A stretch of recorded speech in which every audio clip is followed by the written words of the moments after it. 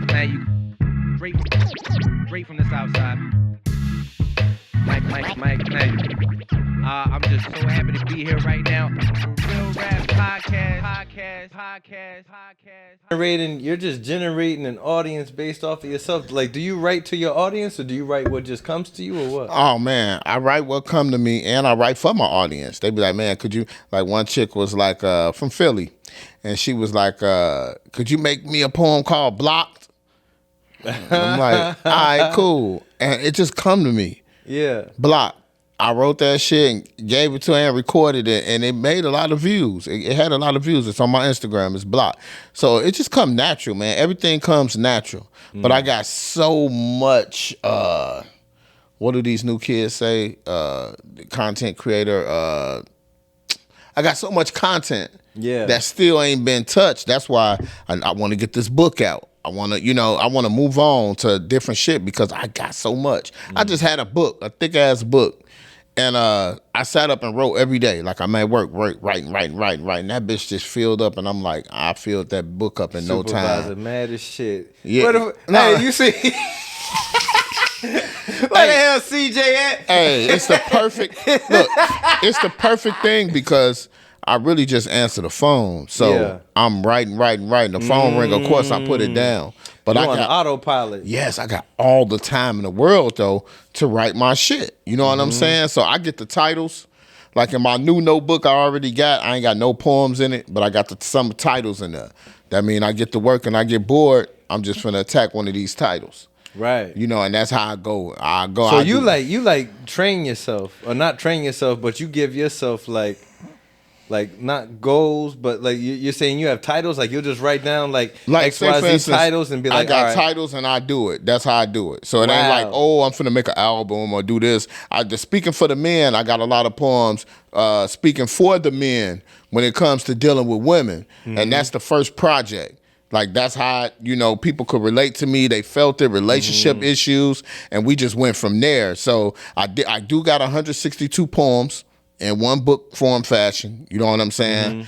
And man, actually, when you don't produce the book right away, you want to add more to it. So I just want to get it over with so I can move on to the next piece. And then when I start getting moving, people gonna really know, like, man, this dude been writing, he been working. You know what I'm saying? And I can write for people too. Like, you be like, man, write me a story about the 7-Eleven being here and people making noise and I got to go to work every day. And whatever the hell, like, it sit there. Sometimes I get stuck.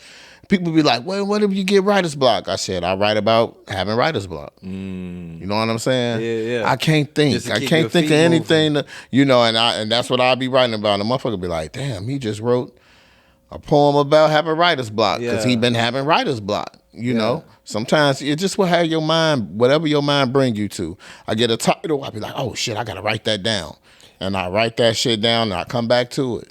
Do you ever now is it all rhymes that you write or do you ever get into like scripts or any other kind of writing? I used to. I'm focused on the poetry now hard. Like I said, during the pandemic, it's doing dividends. Yeah, so that's why I'm focused on that. But I could write a one-act play. I could write a story, a short story, a film, whatever it needs to be written, I could do it. Because I did it growing up.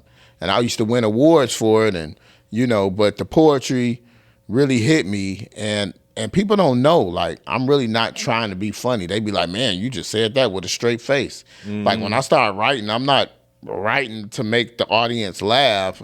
I'm writing so they can understand where I'm coming from. You know what I'm saying? It just comes out funny. And I think that's what it is. So, like, I was always a poet, and I just got forced into the comedy realm. But like how you said, like you took that time off and when you had went down and people were saying you was funny, be a comedian, people always told me that. Like, be a comedian. Man, you should be a comedian. I'm like, man, I'm funny around y'all. I ain't funny on stage. I'll bomb, But honestly, I know, and being around everybody, that I could do comedy.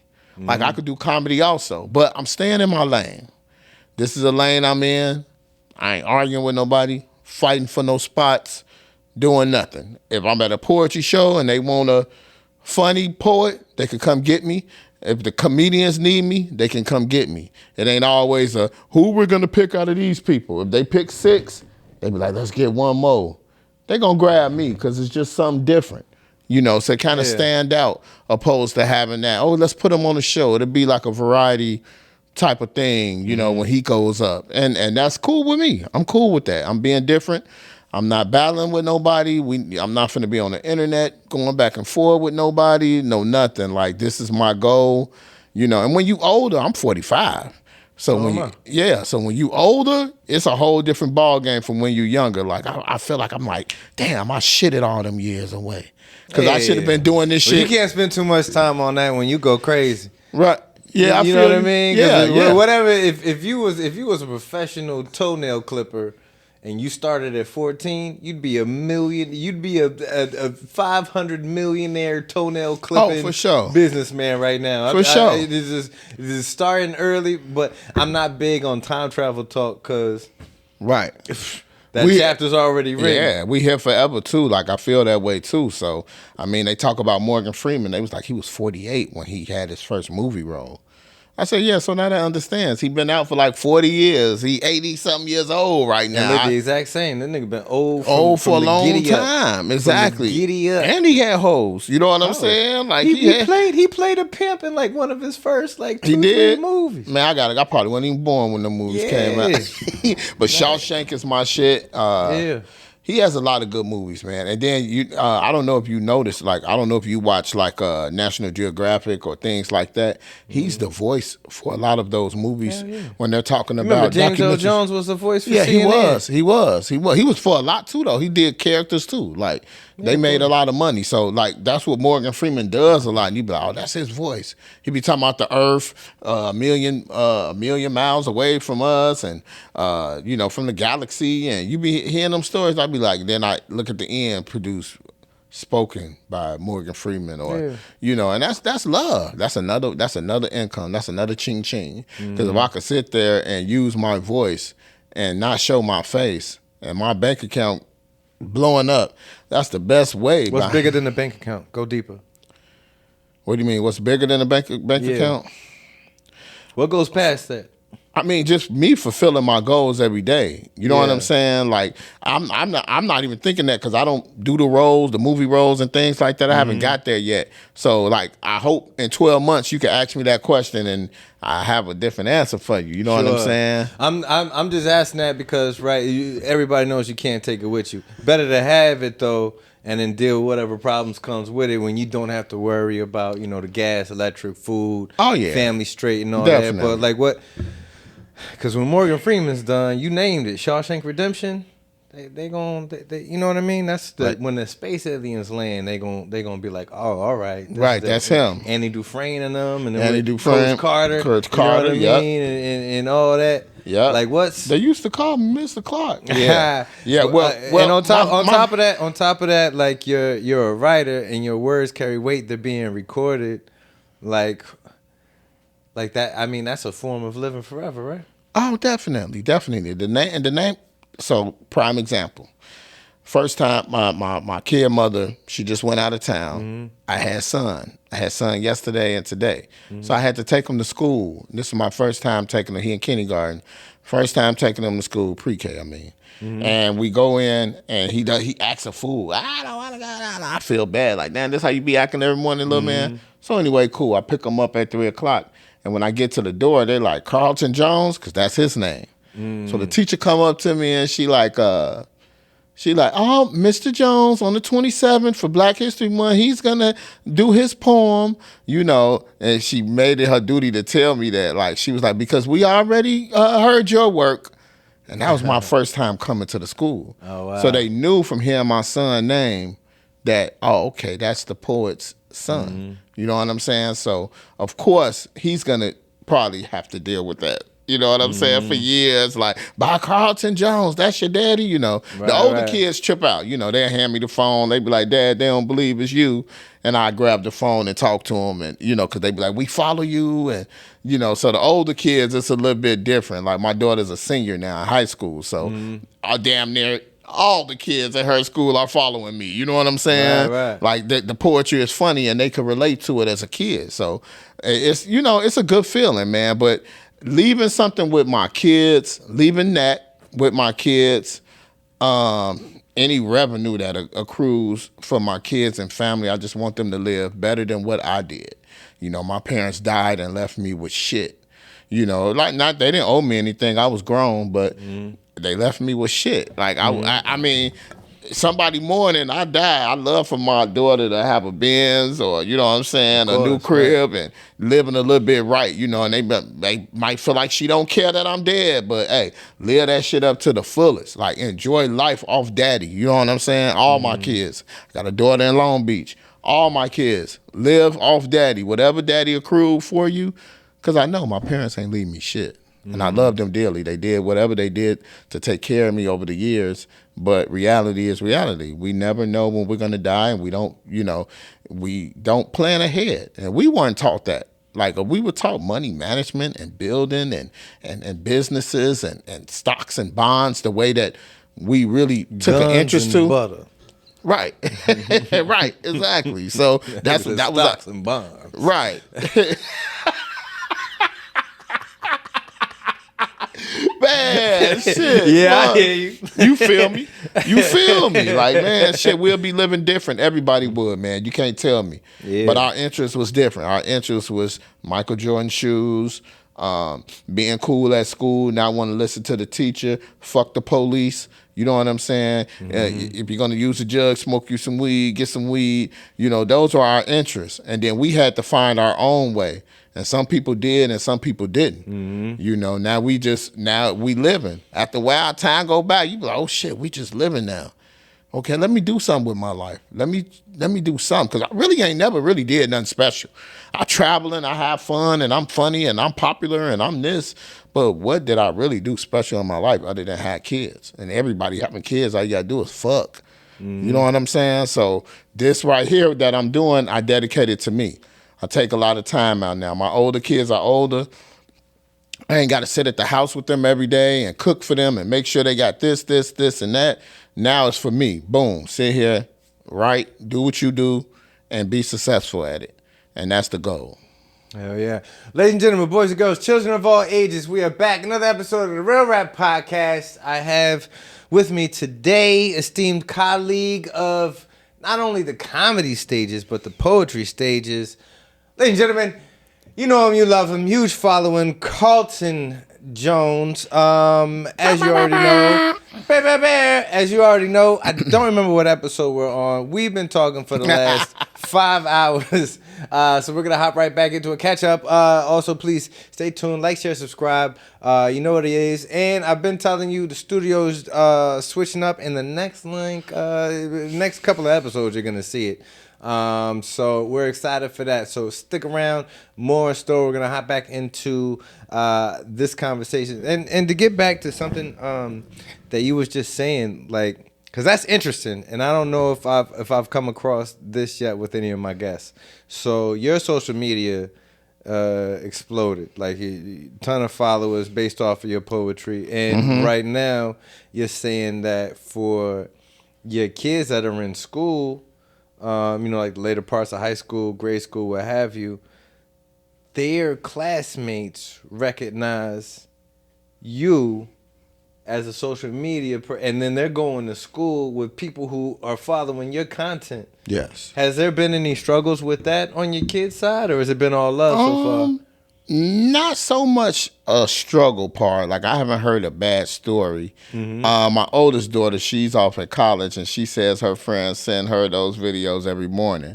So it's like, but she ain't told them, like, hey, that's my dad. Now, my daughter that's a senior in high school, she, you know, pretty much, yeah, okay, well, that's Carlton Jones. Well, this Carla, you know. So from there, they kind of know, and then, you know, shit, my daughter's a popular young lady too. She crochets and, you know, she moves around and she's just a people person like me. So she kind of vibes with it. You know, she vibe with it, but she just be like, all right, that's enough. You know, all right, Dad, you know, because her friends be like, that's Carlton Jones, or, you know, and she be like, man, go on somewhere, you know. So she really kind of just accepting it. They pretty much accept it, but they know that it's a different type of poetry. But they accept it. They know at home I'm genuine. They know I love them. I'll do anything for them. And The way I speak is the way I speak. I'm outspoken at home as well, and when they're outspoken to me, I accept it as well. So, not a struggle yet. I'll say that. Sure, because I mean, if your folks happen to cast a long shadow, it could be hard for you to shine on your own, right? Because if you Jeffrey Jordan, you didn't want nothing growing up. Right. Except for to have your own name. You know what I mean? Real that shit. might have been the most important thing. Because even LeBron kid right now, he's going through it. His measuring stick is a once in a generation phenomenon. Yeah.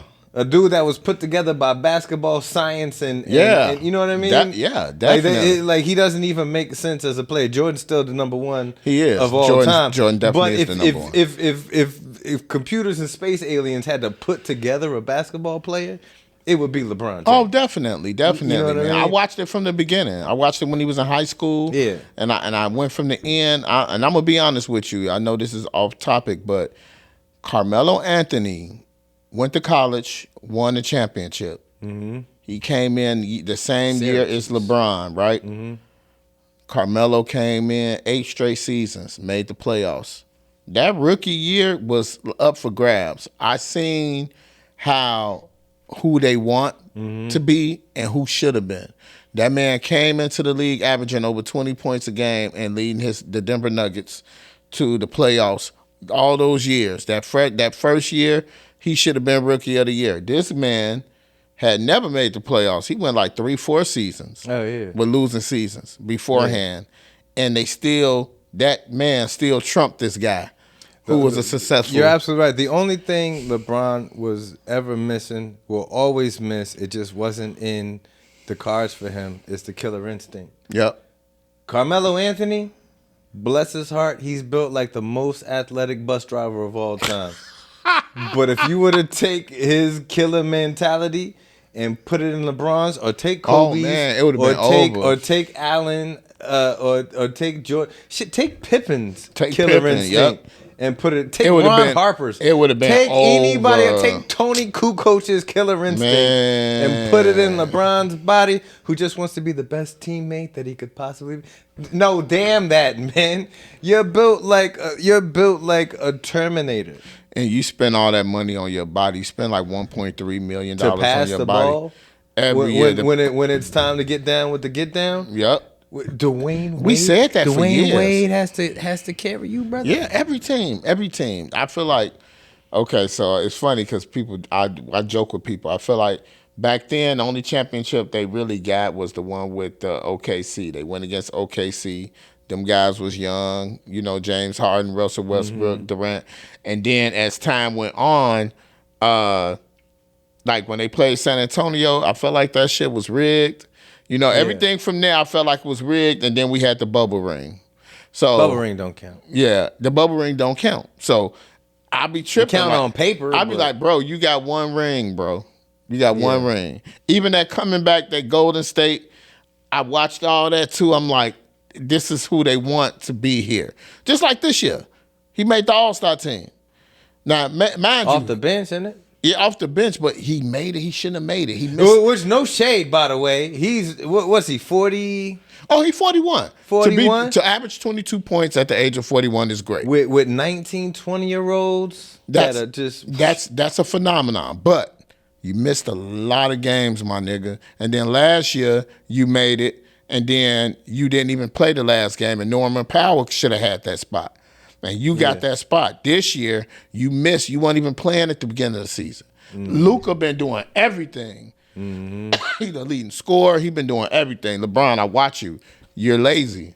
You know what I'm saying? You letting them run back and forth. You're not following up. You're not, but I give it to you. If we're going to give it to you, I can't argue it. But it was some other people in that conference that should have got that spot. Look. Carlton Jones is being very loving, very kind, very friendly. LeBron, you are the third greatest player of all time, and you have the second best Space Jam movie. Okay. But that said, if you ever want to come to the R.A.P podcast, you have an open door, sir. Man, please do, man. I'll be seeing if you want to sit else. here and dispute my claims, because it's different when you are in people's face. I might bite my word or two because you stand on your own. Like when people talk about me, when they see me, then they be like, okay, well, this the poor comedian. I'm gonna stand on my shit. Yeah. So the very first thing I would tell LeBron is that what he is number one in that I've never seen from any athlete at all, and I might not see it again in my lifetime. The amount of pressure that he had to face his entire career, every minute since he's basically touched a basketball, because he's growing up in a single household. So anytime he's spinning out there playing a game, he could be getting a job or hustling or do. And so then, genetics kick in. He turns into this animal, right?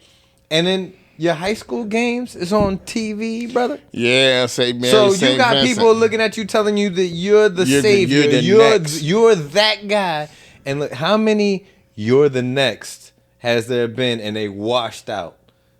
Too many. Almost all of them, except for Kobe. All of them. Harold Miner, and then even Kobe, Grant Hill. Kobe didn't have the notoriety that LeBron had when he first came out. No, nobody did. He skipped high school, but he skipped college, but still, they didn't think that he was gonna be that, and he proved to the world that he can be that. To be under a microscope since high school it's crazy, bananas. And then to live up to it, for the most part, to live up to it, and be in that, to be in a conversation in the top 3, top 2, and for some people, number 1. That means a lot. That means so much. That means a lot, bro. And that's why I can't take nothing from him.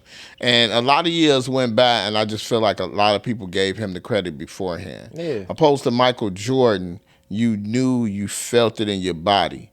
Yeah. This guy's that. And I feel like the only closest person to Michael Jordan is Kobe Bryant. Yeah. Like, that's just me. Mind you, I was there in L.A. when Kobe died. Yeah. My daughter lives down there, and it was kind of crazy. The city went crazy. I was just thinking, like, what if that happened to Michael Jordan in his 40s in Chicago? We would have been sad. Oh. They had people getting Popeye's chicken, liquor. City would have shut Niggas down. Was snorting cocaine. They'd have let kids out of school. Man, they probably would have. You know what I'm saying? But see, Mike been gone for so long.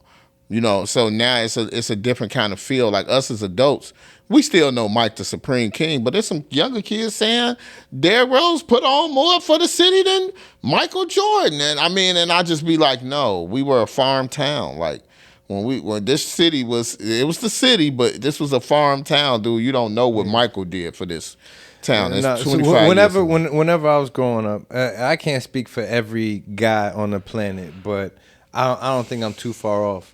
If I used to watch an old Arnold Schwarzenegger movie, I'm putting myself in Arnold. I'm what's that? Vicariously, I'm living vicariously. When I watch Blade, I'm like, ooh, if I was a daywalking vampire, right? That's exactly how I would do it. Go ahead on. When I see Denzel do it, if I was a dirty cop, that's exactly how I do it. Definitely. When I used to listen to Nas, Ghostface, Wu-Tang and them, if I was listening to Twista, if I was doing whatever, if I was finna rap, I'd rap just like this cat. I'm going to see Ghostface tonight. I'm jealous. Yeah, Ghostface. The last time I saw him, it was in Texas. But so when I watch sports, it's the same. It's the same thing. When I'm watching T.O. or Jerry Rice or any of these cats, when I see Saquon, you know what I mean, do the jump over a nigga, hurdle him backwards. That's what I'm doing. That's what guys do. That's why we play video games. Exactly. We're inserting ourselves into that life. Into that life and living vicariously on the couch, eating Flamin' Hots, right? Definitely. Same with basketball. And when I look and I say, who do I want to be? I want to be a killer. And that's who Jordan was. All day. That's who Kobe was. That's who Dwayne Wade was. As soon as he got Shaq, and Shaq got him all the way to the level right before the mountaintop. Man, that was and Shaq dope. was like, "Yo, my feet hurt, my bunions acting up." D-Wade was like, "Hey, you did enough, big fella. I got you. I got it from here. I got you." And if Derrick he did Rose, it at a young age too. And if Derrick Rose didn't, you know what I mean? If he didn't have the bone structure of the Golden Girls, definitely, he would have. He probably would have won about 8-9 of them things. Man, you know what? The thing with Derrick Rose was I hated how everybody handled it all earlier. You know, it was close to the end of the game. I get that, but this the playoffs. So a lot of times in the playoffs, you let them people play at the end. They shake hands at the end and call it a day. But it was the rehab and him being gone for too long. And that's what the difference I seen. Like, Russell Westbrook was hurting his knee, twisting his knee, and then Russell will come back and be dunking on people. Like, when he was with OKC, and I was like, what's wrong with Rose? And I felt like his brother, you know, I know his brother meant his best interest, but I feel like his brother, in a way, too, played a part. Like, let this man rehab like anybody else. These people got machines and mechanical this and that will get this man back on the floor no less than the next season. Rose only had one speed. You can't drive a Ferrari 180 miles an hour cross country. It just ain't gonna happen. That's true. It ain't gonna happen. True. There was no I'm shifting down. But he still was kind of fast. Still kind of He still was fast. I mean, he still dropped 60 on him. I'm just saying, there was no dial. He didn't turn it from 2 to 7. He said on. It was on and off. If he was on the court, 190 miles an hour. Definitely. 100 miles an hour. It didn't matter. If they up 20, down 20, 100 to 217 miles. And you can't do that but all that to say this, D-Rose, I would in a heartbeat, if I had to pick a basketball career and you gave me LeBron or you gave me D-Rose, I'm taking D-Rose. To go out because he was a killer. It just happened. For sure. He had the killer instinct, man. He had the injury, and I feel like it wasn't the rehab and the healing of that injury. It was so much focus on it to where he should have just sat in the back and got better and let the NBA people do what they do, man, whatever that they doing. You know, and I feel like his brother was managing it like, no, we're going to do this and we do that. No, he ain't ready to come back. I watched the whole season of Derrick Rose coming out, dressing to the attire, warming up with the team, a whole season, and then him not playing. That was my problem. I'm like, I'm watching him. He's dunking in the you know, he's doing all that. I understand the safety precautions, but if he was cleared to play, let him play. And I feel like, I don't know, I can't go back to that time, but I just feel like it just had us doomed in Chicago, man. I hated it because after a while, he stopped loving the game. Jimmy Butler started stepping up to do things, and it kind of made it like Derrick Rose wasn't a good teammate, and that wasn't the case because he made everybody better around him. Mm-hmm. Well, speaking of Derrick Rose and to yourself, speaking of Chicago, so I've been in the city now 13 years. Okay. So I'm an honorary. You know what I mean? I have a few stripes. I'm never gonna claim to be hometown, but this 13 years this though. is my second home. This is the longest I've ever lived anywhere in a row ever in my life. I love Chicago. It's probably the last place I plan on living. Okay. That said, I don't know when it happened. I just know this is a part of, it must have been how long I've been drinking the water. I can spot a West Sider 8 miles away. I don't need to hear you. It's just something. And I know every Chicagoan has this ability. Right. So at some point in time, I got the badge. I got the spot a West Sider, spot a South Sider. Stay away from an over Easter. Oh, you know what I mean? Definitely, my nigga. Definitely. If you don't have a horror story from over Easter, I don't trust you. Let me tell you, you ain't bullshitting, bro. Hey, it's crazy you saying that shit, man. I lived out east from 06 to 13. My mama moved back after Hurricane Katrina. And I moved on the east side with my family that's from out west. Yeah. I moved out there to them because I'm like, okay, I'm going to be closer to my family, you know? And, man, I was back home. I was back out west. I had my daughter one day and these niggas was throwing bottles and shit. And I'm like, they don't see me with this little ass girl. And they ain't getting no fuck at all, like no care, like nigga, we'll bust and shoot, and I got this little girl right here, like, and they didn't care. After that, I'm like, man, I'm going back home. I'm going back to the West Side, bro. Now here's it's absolutely true. I got some over East stories for sure. Now that said, why is it? what is it like when you see another West Sider, especially if you're outside, you're like, what is it? How come I can tell the difference? I know how to, I just don't know why. Does that make sense? We stand out, like, and then we stand out, bro. And we people persons. Like, I promise you, the females too.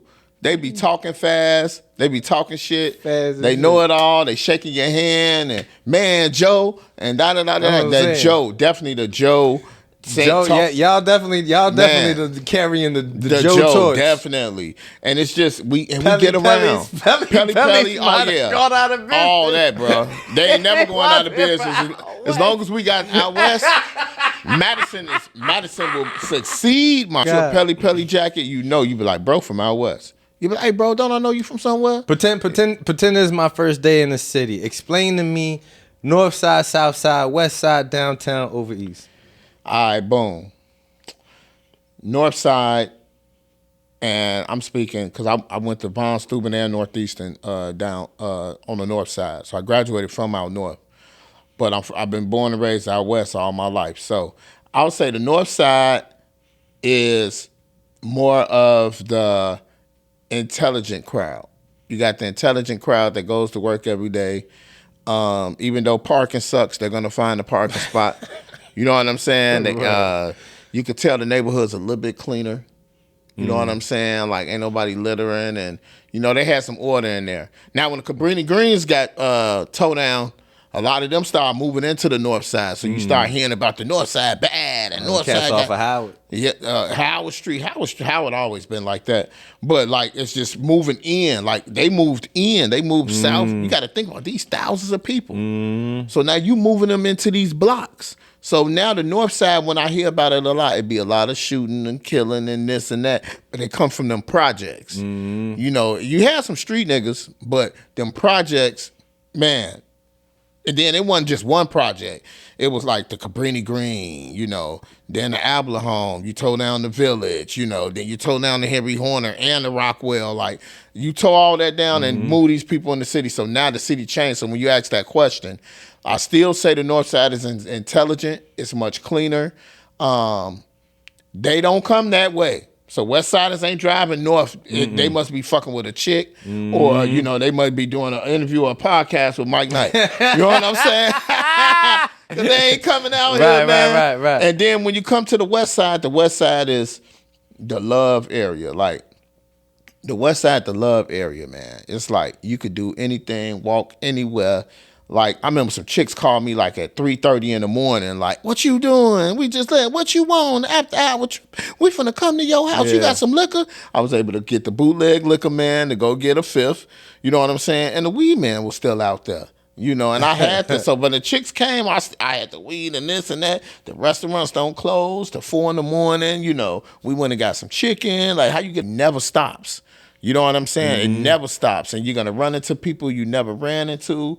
Like, you could go away for 30 years and come back and just plant yourself back out west, and you're going to feel at home. Because that's what happened to me. I moved out east. When I came back home, I'm like, great. Like, I'm back. This is where I'm supposed to be. Now, south, you got to think about more of the slave days, like slavery and this and that. A lot of migrants came from Mississippi and Alabama and all that. And when first thing they did was they went to the south side. That's tough. Yeah, so you see a lot of, you hear about it, and it's still there to this day. You can hear about it and feel it, how they feel about the police, you know what I'm saying, and just developing. And a lot of them start saying, you know what, we going out west. So even though west is more of the party, west was like the overflow of that. Everybody was going to the south side, and the west side is the overflow. Because the west side really was all whites. And they kind of planted and moved away. They moved into suburbs, and as the years went by, the blacks took it over, And you could go into some areas of the west side, and you could tell that the city do not give a fuck about it. They not cleaning up the streets. They not doing nothing. But as the years went on, I've seen improvements all around. You know what I'm saying? Even the next place I'm about to mention, the east side. I always tell people that's that dark spot in the Lion King. On everything. About that dark region. Man, you must never go there. You must never go there, man. Hey. Fooled the shit out of me. I'm telling you. The beach, nah. Nah, Golf course, nah. Who shorties over there? They got dead ends. You know what? They got. It gets deep. Like, they got project buildings that you one way in, one way out. Oh yeah, definitely. You got when you think about the East Side, it's like what's left. I'm not bullshitting you, man. It's like you could murder somebody on 87th in Houston, and go hide out there. That somebody from out west will never know to come on that street and come get you. Never. Because they never us. We got a street named Houston in Chicago. Yes, we do. We got avenues. Avenue L, Avenue M, Avenue Boy, and it's a lot of Hispanics out there. Yeah. And they will smash and your car. They got the weird train out there with the little side street. Like, if you don't know your way around over east, you're in trouble. You in trouble. But one thing about it, though, I did live over there. I did meet a lot of good, genuine people out there. Oh, no, of course. You know, of course. But I had to understand their upbringing. Yeah. How they came up. So that's one thing I learned by being my mama moving to different areas growing up was never judge nobody. You know what I'm saying? Because once they get out that environment and they can live better, it's all for the good. Like my family moved from the projects in 90. They bought a building out over there on 87th, way out east. And I see the development of my family. Like my cousin them, you know, I had a cousin who sucked her thumb all day and didn't want to do nothing. I had a cousin that was fast and just wanted niggas all day, and one that just wanted to drink. But once they got out of that element, as years went on, you're gonna break yourself out of that element. Oh yeah, of course. And just poking fun, it's all love, no right. Shade. Oh yeah. And out of the 13 years I've been in Chicago, I mean I spent 10 of them out south. And even more specifically, low end. Yeah. So I was, you know what I mean? Canaryville, Bronzeville, this place, that place, and you just grow. So I had people, especially out of town. Hey Mike, I'm hearing this and that about Chicago. It's dangerous over there. Be careful. Is it? I was thinking about coming by, but y'all doing too much out there. And I always tell them, look. The most dangerous part of Chicago is everybody else's neighborhood. I know my neighborhood. I know what type time the gang in them is on. I know if they fitting the crack off. I know when it's gonna happen. And you know how to get the fuck out of Dodge. I know how to get the fuck out. I know where not to be, what time not to be there, and depending on what's happening and who is happening with, I might know why and how, when generally it's about to go down. So I'm like, all right. That's me all the time, man. But if I go to somebody else's neighborhood, it's like slot machines. I don't know when your jackpot finna ring off. You don't know them. They don't see you coming out of the stores. They don't know nothing. See, neighborhood knows who. And I'm light skinned with locks. I look like every 13th nigga that somebody know. you connected to Chief Keef some type of way, my nigga. Now, right, for real. And that's one thing I learned too about living in neighborhoods. Just mind your business. Mind your business. And I've been at my crib now on the west side for 10 years. My kids been there, I've been there, and I can knock on wood anytime, but nothing has happened to me to where I feel like my life was in danger or my kids' life in danger. And I live in a high crime area. I live on Cicero. That's like, you got prostitutes, pimps, killers, thugs, addicts. You got all that shit on one block. But my kids survived that shit. Yeah. So that just shows you mind your business, you'll definitely be in a good position in life. Just mind your business. That's all I can tell you. If you want to go to Chicago and survive, mind your business. Find something to do. I'd actually like to explore this, and I also had another current event topic I want to get into a little bit later, but I want to explore it with you because it was on my mind. I love that you kind of brought it up. So, and I know back in the day, Cameron from Dipset and them, they had him like on CNN, and they was like, if the killer was living in your apartment building, are you saying you wouldn't snitch? And he's like, no, I'd move. Like, I'm a mind my business. And when it comes to the inner city or big cities, and then also, of course, you can add in the cultural element. Like snitching is just one of those things that's kind of in the unspoken rule book to life. And other cultures might look at us, depending on what those cultures are, and be like, well, that's foolish. If you didn't do the crime, it's not snitching, blah, blah, blah, you got to. And another part of the unwritten rule book is that because slavery is a part of our heritage, we knew that no matter what rule you just broke, if we tattletale on you, it's gonna get in end the trouble. absolute, not even trouble. It's gonna be. It could be death or whatever. And in the worst way, it's gonna be because Right. who we gonna tell? Right. There's only one overseer to tell. Exactly. And when you tell him, it's gonna end bad for you. So it's like not snitching is like handed down in the trait. We'll deal with as much as we can in house, or we'll just swallow it and keep on going. Right. But when it comes to minding your business, and this is a big city issue. If you live in West Bubba Hill, Idaho, you don't really have to worry about these kind of things necessarily. Right. Or if you do, it's in a different kind of. When you say mind your business, you're on a train, you're on the red line, you seeing two people get into it, boyfriend, girlfriend, and you're like, because as a human being, you might not want to see what you're seeing, right? And then as a person that lives in Chicago, which is 2-something odd million, you add all the suburbs, it's really 8 million. You know what I mean? Right. As one of those people, you're like, mind my business. I don't know what Shorty did to Buddy. I don't know what Buddy did to Shorty. I don't know what this is about. I don't know where it's gonna go. I don't know who they're connected to. I don't know what they got on them right now. I don't know nothing. It's better for me to mind my business.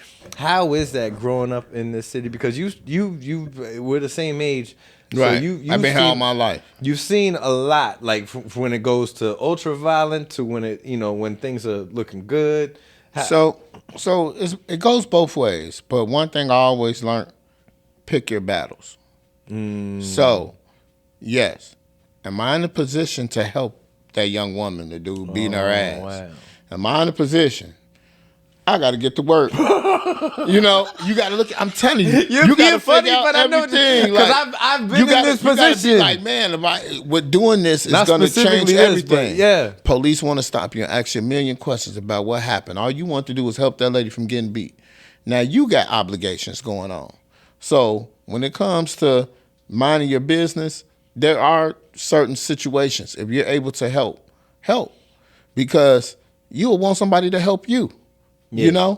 Now, if it's two niggas arguing over drug money, more than likely, a lot of times we mind our business. Oh, yeah. Y'all shooting dice and arguing over who, you know what? Time to go. Let me get up out the way, because I know what could happen, a fight or gunshots.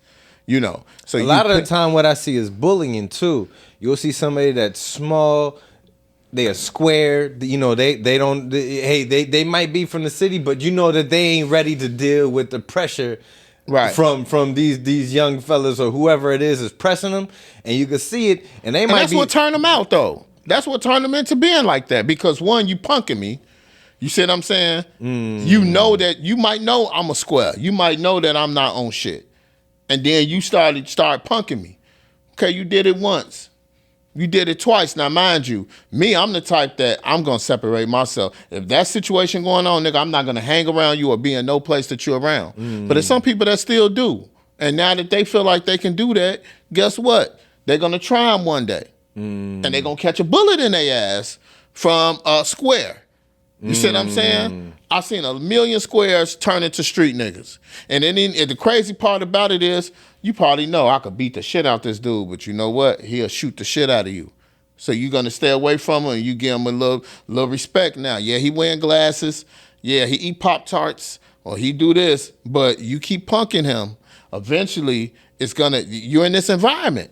That's what you're thinking about. You're not thinking about calling the police and telling him, have him leave me alone or getting an order of protection. No, you're not.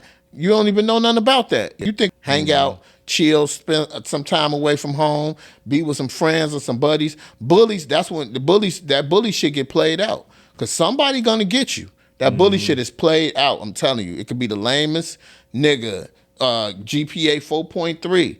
You know what I'm saying? I seen it happen in the urban prep. They put an urban prep high school by the projects right there on Roosevelt in the UIC area. And them kids got to walk past the projects every day. So, one of the kids ended up bringing a gun to school. He ended up getting kicked out of school because he was bringing a gun to school to protect himself from the people in the neighborhood. So, yeah, you're right. How is that? It's sad in a way, but then, so like I say, you always pick your battles. If you feel like you can help, just know you're always risking. because you don't know what they got. And just like a person try to mess with you, they don't know if I got a switchblade, and they come try to rob me, and I just shoo. I just go crazy on their ass. Mm-hmm. They never seen it coming. So stay away from bullshit. Get your own money. Mind your business, live your life, stay in your lane. That's another thing. A lot of people want to live outside of their lane. If you ain't this gangster ass nigga, why you want to be around 30 killers? You ain't no gangster. Why you around 5 killers? Let them do what they do. You do what you do. You have a purpose on this earth just like they do. Their purpose might be jail or dead or hell or whatever destiny that they've committed to. It's the same for anybody else. I'm on this poetry shit right now. Guess what? I'm staying on this poetry shit. I know what I've been through in my life. They don't know. So sometimes you might have to test me and fuck with me just to see what could happen. But I don't advise that because I come in peace. So if I'm coming in peace, treat me like that. And some niggas that are not bullies, that are killers or gangsters or robbers, they acknowledge that.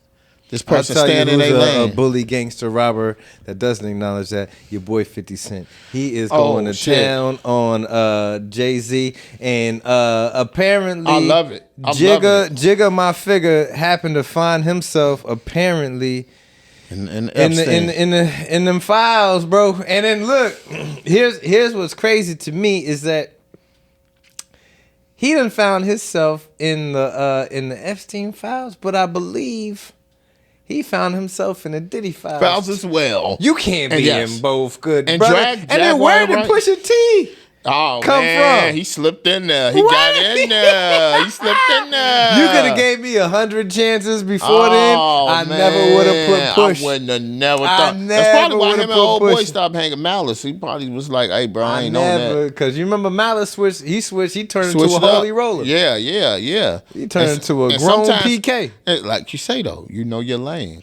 You know that this ain't you no more. You think where there's smoke there's fire, or you think Jay-Z? Because you know what, if you had to be devil's advocate, I'd say, all right, Jay been trying to get to the bag his whole life, and he just aligned himself to the people that get to the bag, and but I can't build a strong enough case. Jay been doing a lot of sacrifices his whole life too. Jay been doing a few. Jay's a hard worker. So Jay's another person who was dedicated to what he wanted to do, and that was that music. And I'm a Tupac fan. So when Jay was coming out, I wasn't really all up and listening to him. And to be honest with you, I liked Biggie. I definitely liked Biggie. Yeah. But Life After Death really did it for me. Like, you know what I'm saying? Being the type of person, like when I heard that album and I heard them West Coast brothers on the album, just like Pop. But I was like, damn, Biggie, you snapped on this one. You had Bone on there. And so when it came to Jay-Z kind of came later in that. I listen, like you listen to Pac, you get pumped up, like you ready to ride or die. Yeah. You listen to Biggie, you on some cool shit. Like let me throw on my Coogie sweater. Let me go out here and talk to some of these hoes, and then get to going. You listening to Jay is like going to 4 years of community college. Like you listen to him to get an associate's degree in business management. That's true though. That's true. With some fly rhymes. You know what I mean? That's true. But he did it. Like he did it consecutively. But the way he turned on his team, like I kind of feel like he was wrong, but I also feel like he wouldn't be where he at right now. I think you're right, and I think he was wrong. I just happen to think Dame Dash was wronger. You know what? I feel like whatever that was going on with that, I feel like Jay knew. I felt like Jay knew what was going on. They already had the meetings and this and that. Like the parting ways from Dame Dash and all that was already in the making. Yeah. And you're like, are you gonna throw me $20 million, but then you're gonna resell my company to him? Like if you my homie, you know what I'm saying? And we got stuff going on, and we sell this company. Me and you sell this company, and then you get your little $20 million. You're like, yeah, okay, cool. I could build on this. And then they come back and you like, damn, CJ got the company again? Yeah. And I'm not the owner and I don't have nothing to do with this? Like, yeah, it is a problem. So you might got my masters. You know on the same token though, especially when you're younger and your team is wider and you running with a bunch of guys. Like the older you get, your teams and your circles get smaller. Oh, definitely. Like who's getting to the back? I ain't got time. My knees hurt. Right, Like I ain't trying to be out here and we in beef. Like nah, I'm too nah. I don't do that. But when you're younger, your team big as shit, and you can't account for everybody. Right. And sometimes it's good that you have a pit bull on your team. Cause I'm a laid back kind of guy. I can get active, but it take a lot. Right. You know what I mean? Right. But when I'm running with the team and I got that guy, you need the right tool for the right job. And when you're just starting out, Jay-Z's a cool guy. I don't know him personally, but you could tell he's just a laid back kind of cool guy. And I bet when it's time to do business, he's learned some stuff from Dame. But you could tell Dame don't give a shit about nothing. He's gonna go into the vice president of the universe. Oh yeah, definitely. And pop his shit from the giddy up. And that probably opened a lot of doors, intimidated a lot of people. But it backfired on him. Then at some point, like that was that one trick pony shit. Jay was like, all right, I can't go further with him. I learned everything I learned. He opened all the doors he's gonna open. Now we going, and you could see the difference. But the plan, I feel like it was just a plan. Like because I was a fan then. So I mean, this beef thing probably was going on while he was going through what's them last albums when he came back out of retirement and all those things that were going on. We knew then, like, you know, it's a problem now. You know, I think it was Lost Ones. When he came out and they was like, okay, then make another Hove. Yeah, that was the realest line though. Like, okay, make another one. You know, if you feel like this about me, but out of each other, you know what I'm saying? Sure. But I'm not around you. That don't mean I'm not your friend. You might could still call me and get some advice, or you need a couple of dollars or whatever the case is. Until you slander my name. Till you slander my name. And when people are not around each other no more, they tend to do that. I watch the interviews all the time. We in somewhat of the same game. You know what I mean? Obviously, Jay's operating on a different level. These guys operating on a different level. At the same time, though, we're playing loosely by the same rules. Definitely, and there's cats right now that if I walk into the room and they there, you're see through. Yep. I ain't gonna say nothing positive or negative about you. Yep. You don't exist. You don't exist. And you know, with me, I think when people do bad business with me and this business we in, when you shit on me on the business side, it's hard for me to get back. And I'll even give you another chance. Like, I'm that dumb. Like, I'll be like, okay, because nobody's perfect. Then you shit on me twice. Then I know I'm not going to let you do it 3 times.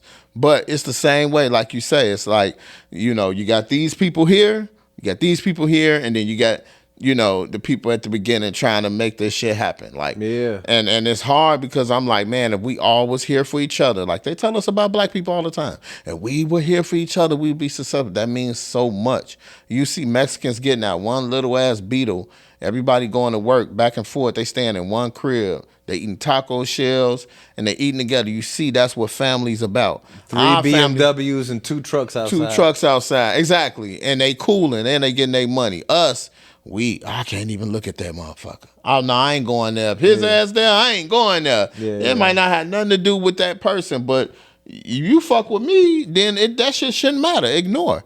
You know, but I know how this world is now, man, and it's hard. But that shit, Jay in some trouble. And I just feel like he really was in some trouble anyway. Because when the Diddy shit came up, his name came up, you're here with these rich people. They're doing things they don't supposed to be doing. They're doing things that have not been documented as being wrong.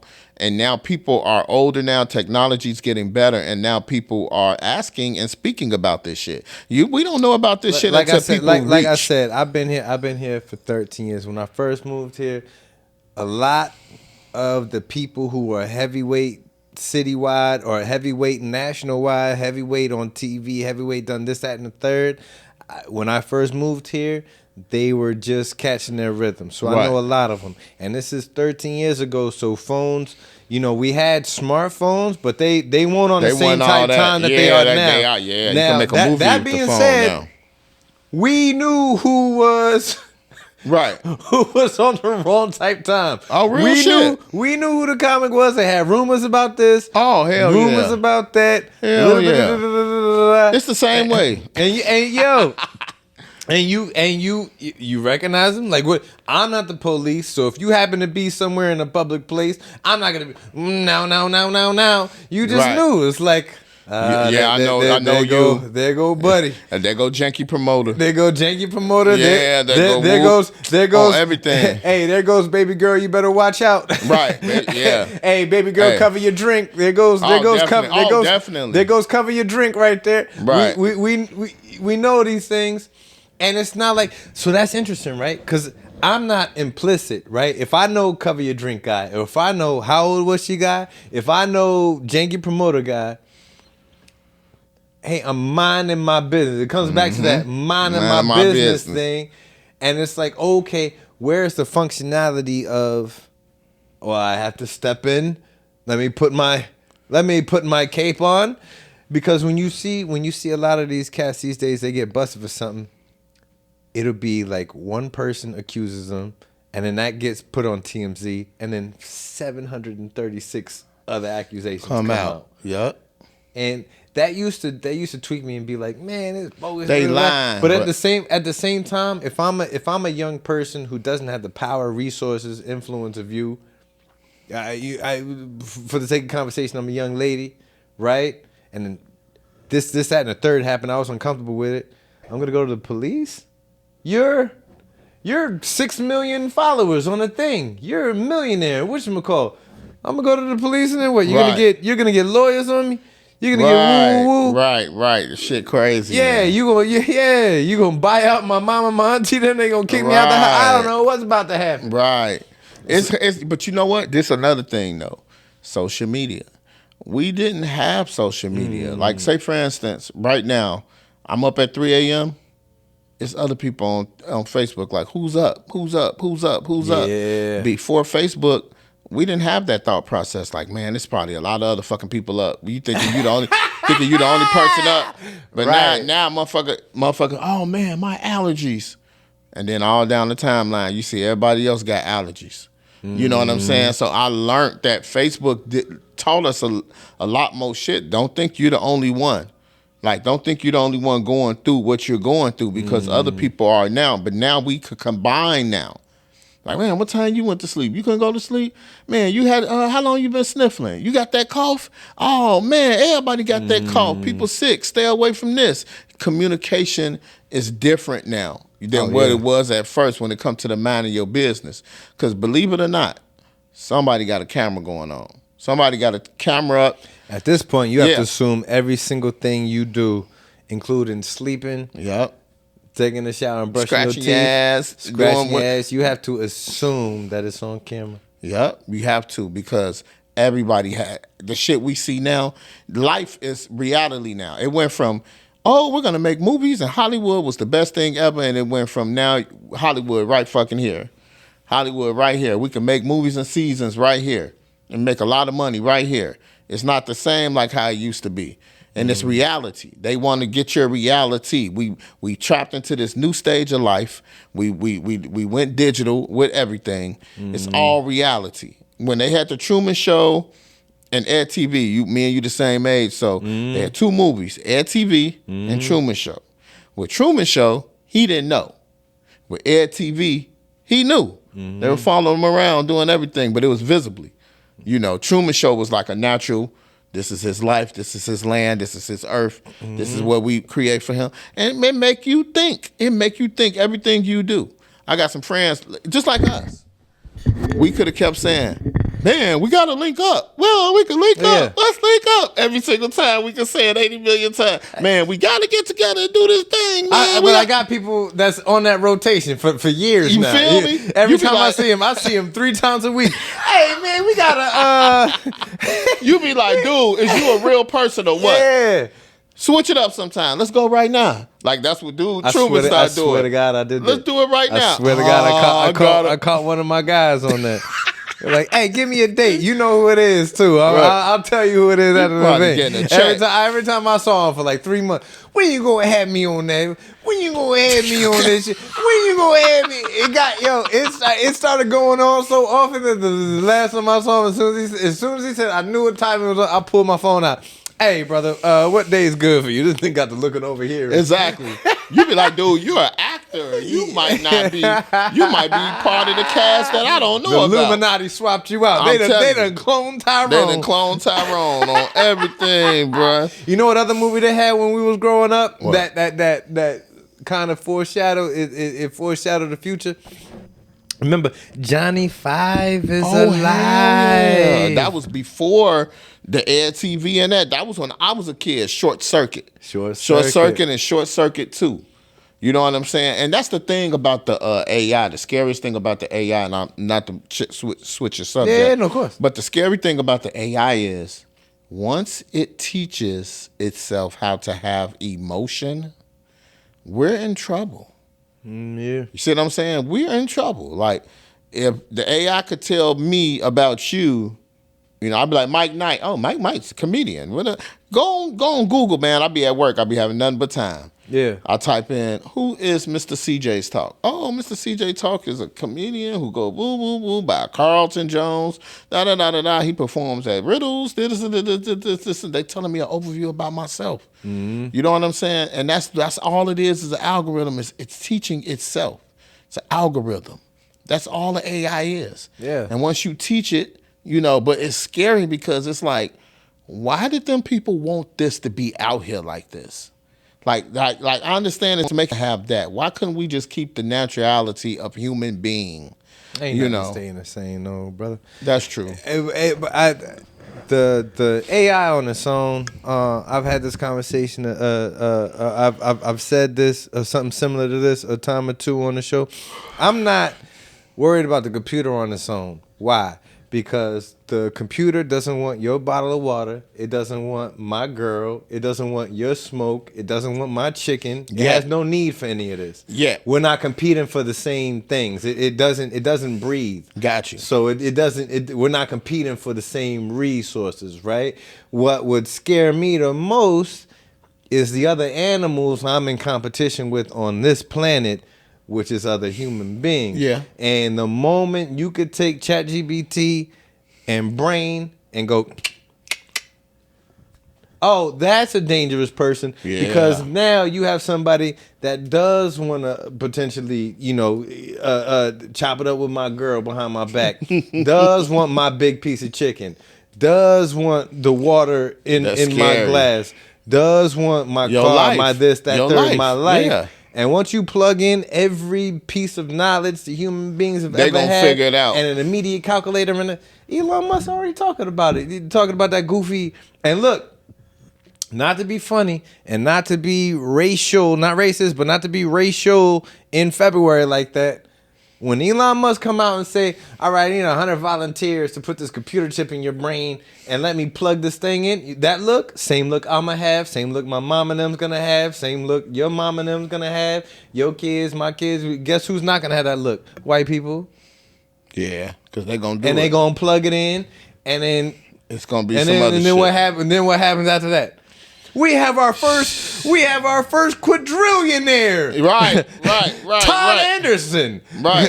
he's gonna come floating. He ain't even gonna be walking no more. Right, he's gonna figure out how to float. He's gonna be hanging in the clouds. Yeah. He's hanging in the clouds going, throw me an ounce down, nigga. I know everything. Right. That's because black folks are too scary to plug a damn computer chip in their brain. And I'm not saying, hey, let's go get computer chips in our brain. Right. But that's just what it is. We ain't finna do it. Shit probably already in our brain, man. I've been going to the doctors and I just observe how they do things, man. They're managing your life.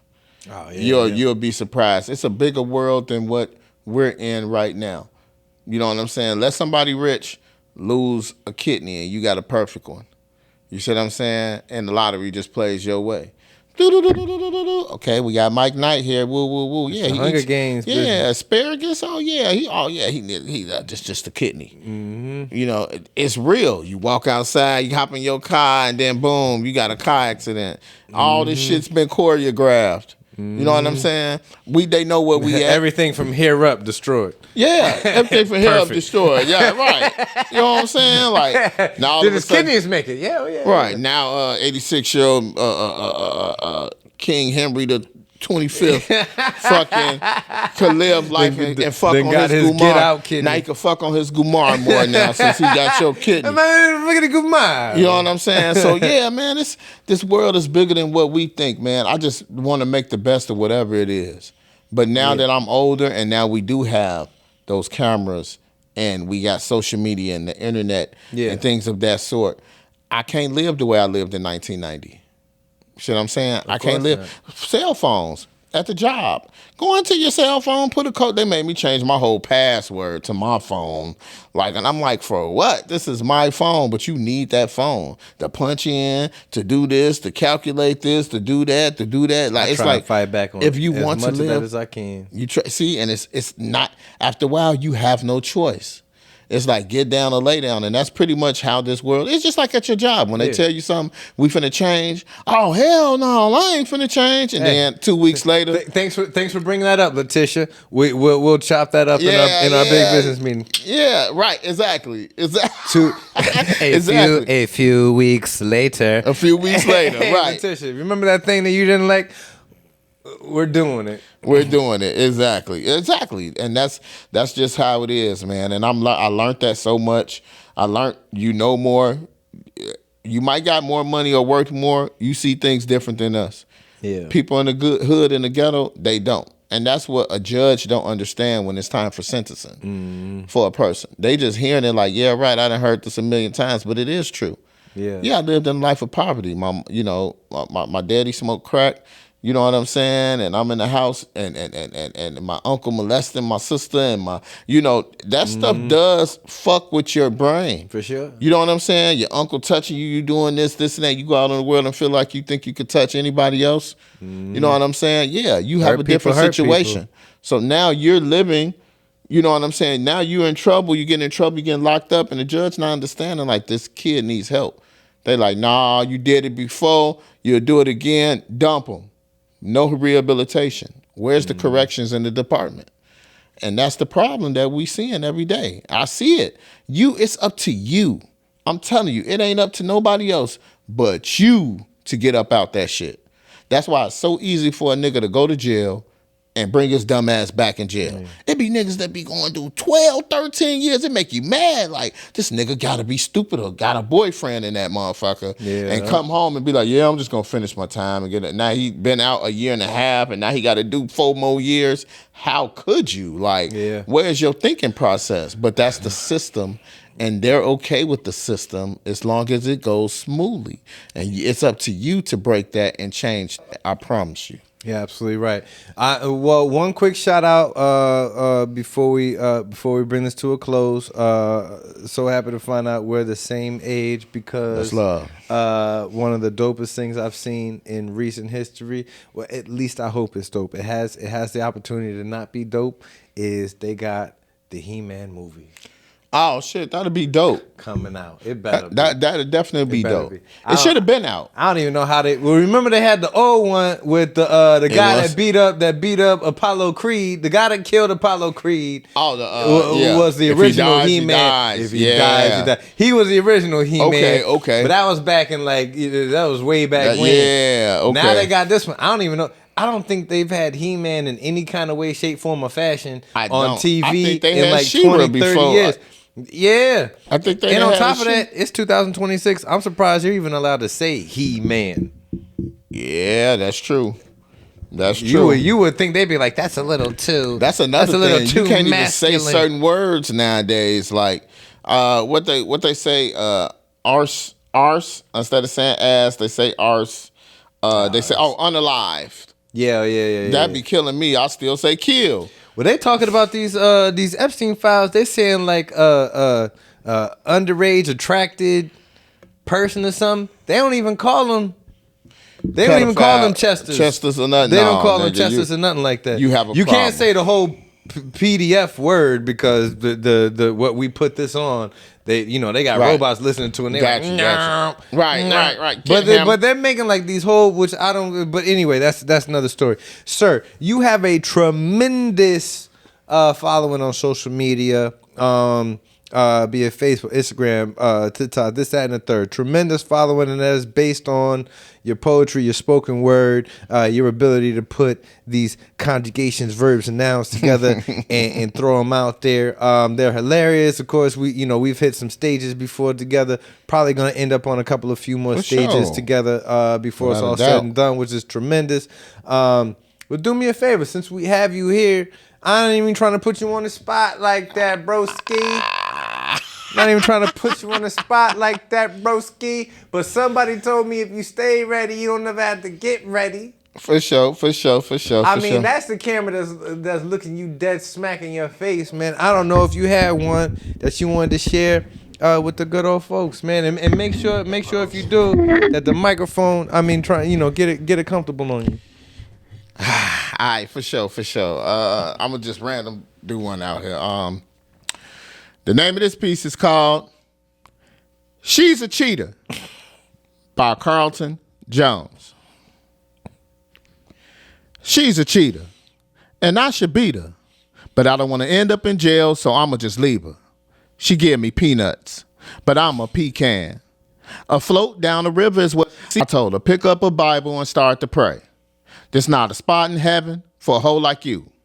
Her skin is caramel, but it looks better blue. I just want to spit on her, and not in a freaky way. Get a chick to whoop that ass the Tasiki way. Chicks be cheating on the nigga that stay. I didn't pay it no mind. She said he was gay. I'm not the rabbit, and no, I do not have a gun. After you done laughing, then bitch, you better run. Straight to the border. I done put in the order. That little hoe a immigrant. I'm about to report her. She's a cheater. By Carlton Jones. Thank you. Carlton Jones. Ladies and gentlemen, Real Rap Podcast, you know what it is. Each and every episode, bringing you the heat, bringing you the number one guest in all of Chicago. Like I said, we do have the studio change coming up soon. Make sure you check out Carlton Jones. He explodes. He uploads regularly, performs throughout the city nationwide regularly, but also his social media is busting. Can I tell him on social media? Please do. So you can follow me at CJ's Talk on Instagram. That's CJSTALK. I'll say it again for the slow people. CJSTALK. I'm also on TikTok, Carlton Jones 213. Follow me, man. I'm on Facebook, Carlton Jones CJT. I'm on YouTube as well. Just come look me up. You'll see me. I wear these glasses. I do these poems. I'm in these streets. Hey, shout out to this man for making today possible, man. None but love. He's a hard worker, man. Gratitude, brother. Gratitude. Likewise. And this is Real Rap Podcast. Like, share, subscribe. Keep coming back. More in store 2026. Just getting started. You guys have no idea. Real Rap Podcast. Mike Knight. Carlton Jones. Peace.